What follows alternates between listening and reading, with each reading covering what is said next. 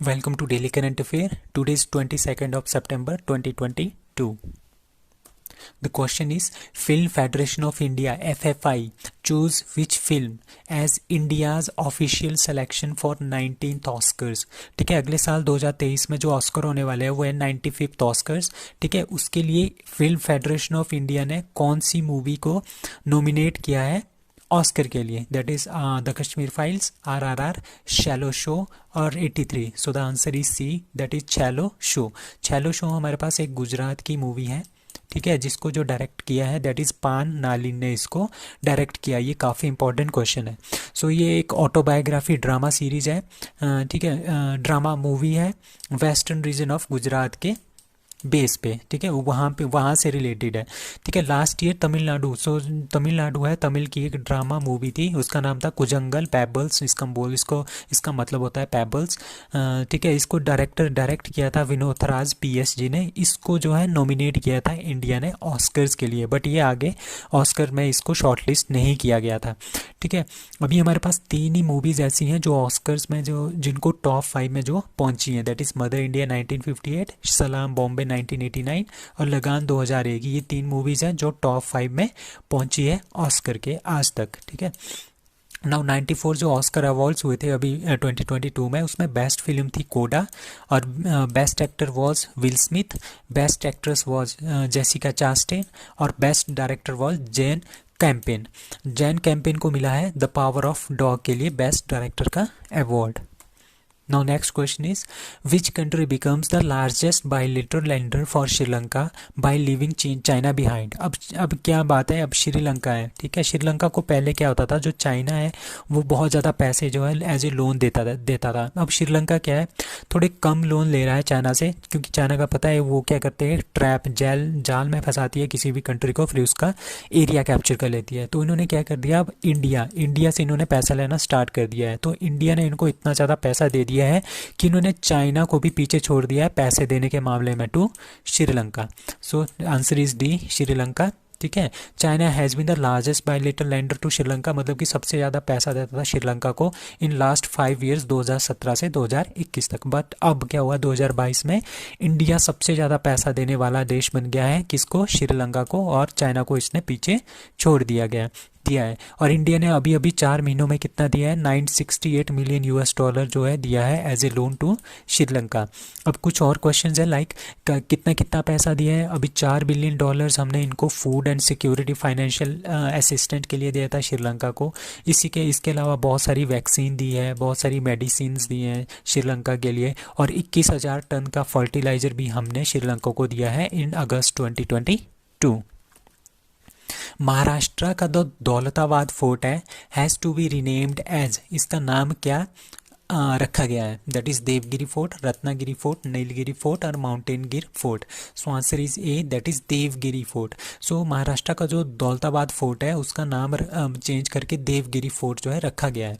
दौलताबाद कहाँ पे है, दौलताबाद है हमारे पास औरंगाबाद में. अभी आपने कुछ दिन पहले एक न्यूज़ पढ़ी थी कि जो एक्स चीफ मिनिस्टर थे उद्धव ठाकरे जी, उन्होंने औरंगाबाद का नाम चेंज करके क्या रखा है, संभाजी नगर. तो ये क्वेश्चन भी काफ़ी इंपॉर्टेंट है. औरंगाबाद का नया नाम है संभाजी नगर, और औरंगाबाद और वहाँ पे जो एक फोर्ट था दौलताबाद फोर्ट, उसका नाम रख दिया है देवगिरी. ठीक है, और ये है वो देवगिरी फोर्ट, और ये नेशनल हेरिटेज मोनूमेंट में ये एक साइट है इंडिया की, और इसको आर्कियोलॉजिकल सर्वे ऑफ इंडिया देखता है. अब आपने देखना है जो नेशनल हेरिटेज मोनूमेंट है और आर्कियोलॉजिकल सर्वे ऑफ इंडिया है, ये लॉर्ड कर्जन ने 1904 में इनको इंडिया में इनको स्थापित किया था, दोनों को. That is national heritage monument और national archaeological survey of India, इन दोनों का हेडक्वार्टर दैट इज़ है कोलकाता के अंदर. अब दौलतापुर जो फोर्ट है वो हमारे पास देवगिरी गांव है. ये देवगिरी वैसे एक गांव का नाम है, वहाँ पे हमारे पास दौलतपुर फोर्ट है. ठीक है, नियर औरंगाबाद महाराष्ट्र में। ठीक है, और पहले सबसे पहले यहाँ पे यादव डायनेस्टी के लोग रहते थे। कुछ टाइम बाद क्या हो गया, कुछ टाइम बाद दिल्ली में कौन आ गए, दिल्ली सल्तनत वाले आ गए। उन्होंने अपनी कैपिटल भी इसको बना के रखा था ताकि साउथ पे कंट्रोल किया जा सके। The fort was rename Daulatabad, इसका नाम दौलताबाद रखा था मोहम्मद बिन तुगलक ने इन 14th ऑफ सेंचुरी में। ठीक है, क्योंकि इनको पता था कि अगर सदर्न इंडिया में हमने अपना प्रभाव जमाना है तो यहाँ पे कैप्चर करना बहुत ही इम्पॉर्टेंट है। तो ये क्वेश्चन काफ़ी ज़्यादा इम्पॉर्टेंट है हिस्ट्री के पॉइंट ऑफ व्यू से भी। अभी क्या होता है, जिस तरह से बड़े बड़े जो PSCs होते हैं, पब्लिक सर्विस कमीशन होते हैं, वो हिस्ट्री के क्वेश्चन इसी बेस पे पूछते हैं जो करंट पे चल रहा है। आजकल दौलताबाद फोर्ट के बारे में चल रहा है तो हमने इसके बारे में सब कुछ पढ़ना है ताकि कुछ भी क्वेश्चन इससे पूछ सकते हैं हिस्ट्री से रिलेटेड भी। So which state launched web portal CM Da Haisi, CM Da Haisi web portal किसने लॉन्च किया है, that is answer is B Manipur. अब क्या हो गया है हमारे पास, जितने भी हमारे पास जो पॉपुलेशन है, जो मणिपुर के जो निवासी हैं, ठीक है, लोग हैं, अगर उनको किसी भी तरह की शिकायत करनी हो, किसी की तरह भी कंप्लेंट करनी हो, किसी की तरह भी इनकी ज़रूरत हो और किसी की तरह भी उनके करप्शन से रिलेटेड चीज़ें हैं, तो वो जाके कहाँ पे जा सकती है, CM द हैसी एक वेब पोर्टल है, वहाँ पे जाएंगी। एक मोबाइल नंबर भी दिया है, एक वेबसाइट भी दी है CM द हैसी में, वहाँ पे जाके अपनी कंप्लेंट जो है जाहिर कर सकते हैं। ठीक है, डायरेक्टली वो CM से इस तरह से जुड़ जाएंगे। अब CM कौन है मणिपुर के, that is an Biren Singh. कहाँ पे, Imphal is the capital city of Manipur. So the web portal को बोला गया है CM द हैसी, उसका मतलब होता है टू इन्फॉर्म द CM को पूरा इन्फॉर्म दो अपनी प्रॉब्लम्स के बारे में।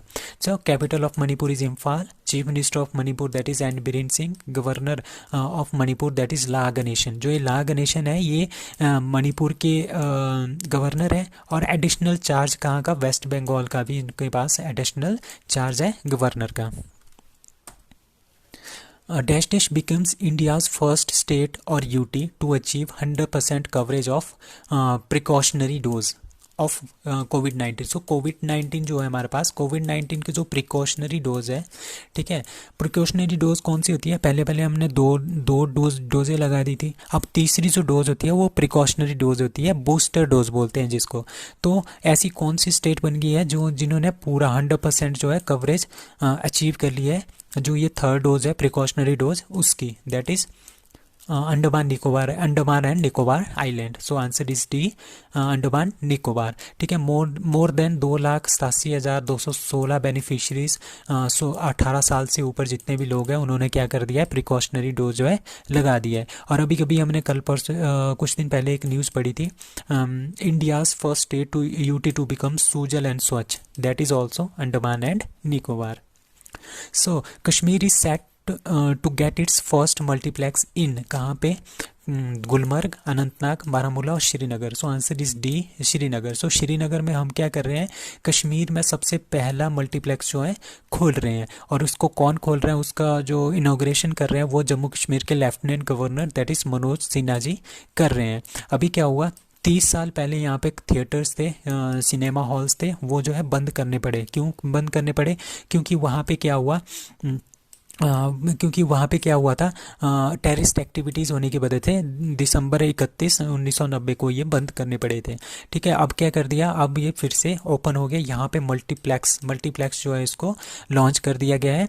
3 मूवी थिएटर होंगे इसमें। इनॉक्स ने इसको जो डिज़ाइन किया है, ठीक है, इसका नाम ध्यान रखना है, इनॉक्स डिज़ाइंड मल्टीप्लेक्स। ठीक है, इसकी कैपेसिटी कितनी होगी, 520 पीपल जो है इसमें आएंगे।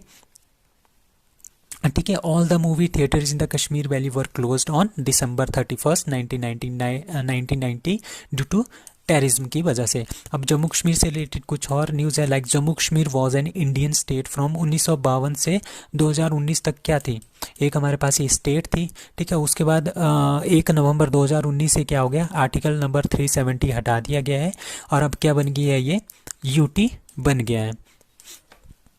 और आर्टिकल नंबर 370 इनको एक पावर देता था कि ये इनका अपना एक सेपरेट कॉन्स्टिट्यूशन होता था, अपना एक फ्लैग होता था।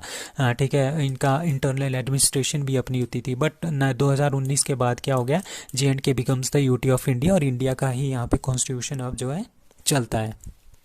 Now women Saif 2022 championship won by which country? That is A, Nepal. So Nepal ने, sorry Bangladesh, that is B Bangladesh. तो बांग्लादेश ने क्या कर दिया है, वोमेन सैफ 2022 चैंपियनशिप जो है उन्होंने जीत ली है और फाइनल में इन्होंने नेपाल को हराया है। सैफ 2022 है, ये किसने होस्ट किया था, नेपाल ने इसको होस्ट किया था। तो वोमेन सैफ 2022 चैंपियनशिप किसने जीती है, बांग्लादेश ने जीती है, defeated Nepal in the final. Bangladesh ने ये सबसे पहली बार जो है इन्होंने जीता है। Top scorer and best player was, जिसने 8 गोल किए थे, दैट इज सपाना खातून, ये बांग्लादेश की कैप्टन भी है। मोस्ट टाइम विनर कौन है, इंडिया ने 5 बार जीता है, भूटान ने भी 5 बार जीता है और नेपाल ने 4 बार जीता है। और सैफ 2021 मैन का टाइटल किसने जीता है, इंडिया ने जीता है और इसमें फाइनल में भी हमने नेपाल को ही हराया था। एंड मोस्ट टाइटल जो है इंडिया के पास है 8 टाइटल और मालदीव्स के पास 2 टाइटल है। तो इस तरह से आप देख सकते हैं कि जिस तरह से ऑस्ट्रेलिया क्रिकेट में है इंटरनेशनली, उसी तरह से हमारे पास इंडिया फुटबॉल में है south east Asian football federation में। ठीक है, सैफ 2022 यार्स जो भी सैफ चैम्पियनशिप होती है उसमें बहुत ही ज़्यादा डोमिनेंस है इंडिया की। अब सैफ अंडर 20 जो मैन है वो अभी कुछ दिन पहले हमने पढ़ी थी, वॉन बाय इंडिया, इसमें भी नेपाल को हराया था। तो इन तीनों में ही कौन, नेपाल फाइनल में हारा है। ठीक है, एट कहाँ पे हुआ था SAFF under 20, that is Bhubaneswar Odisha में। Now which country is going to launch its moon rover Rashid? That is UAE. So UAE क्या कर रहा है, UAE अपना एक मून रोवर जो है उसका नाम है राशिद, उसको लॉन्च कर रहा है। ठीक है, मून रोवर मतलब कि जैसे हमारे पास ये मून है, ठीक है, यहाँ से हम एक सैटेलाइट भेजेंगे या रोवर भेजेंगे। ठीक है, इसमें 2 होते हैं, एक होता है लैंडर, एक होता है रोवर। लैंडर होता है जो लैंड कराता है मून के ऊपर। ठीक है, एक बार लैंड हो गया उसके बाद वो बाहर निकलेगा, उसके बाद वो जो मूव करेगा लैंड की सरफेस के ऊपर उसको बोलते हैं रोवर। सो उसका नाम है राशिद। ठीक है, राशिद हमारे पास जो वहाँ की आजकल पार्टी है, जो भी वहाँ के जो राजा हैं, किंग है, वो राशिद फैमिली से आते हैं। ठीक है, तो उन्होंने क्या रखा है, इसका नाम भी, मून मिशन का नाम भी क्या रखा है, मून रोवर का, दैट इज़ राशिद। और इसको हम फाल्कन 9 रॉकेट से वो भेजेंगे। फाल्कन 9 किसकी है, स्पेस एक्स का है। स्पेस एक्स किसका है, एलन मस्क की कंपनी है। ठीक है, अगर ये सक्सेसफुली जो है ये कैंपेन सक्सेसफुली हो जाता है, सक्सेस हो जाता है, तो यूएई चौथी कंट्री बन जाएगा जिसका अपना लैंड अपना रोवर है मून के ऊपर। किस किस के बाद, पहला यूएसए है, दूसरा रशिया है, तीसरा चाइना है। अगर ये सक्सेसफुल हो गया तो चौथा यूएई भी बन जाएगा।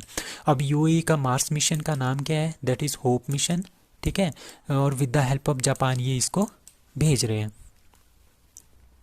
So the anti-submarine ship INS Ajay, ठीक है, has been decommissioned from Indian Navy from, that is Mumbai. Answer is D, Mumbai. So Mumbai से INS अजय को क्या कर रहे हैं हम, डीकमीशन कर रहे हैं। अब इसको कमीशन कब किया था इंडियन नेवी में, 1990 में इसको कमीशन किया था।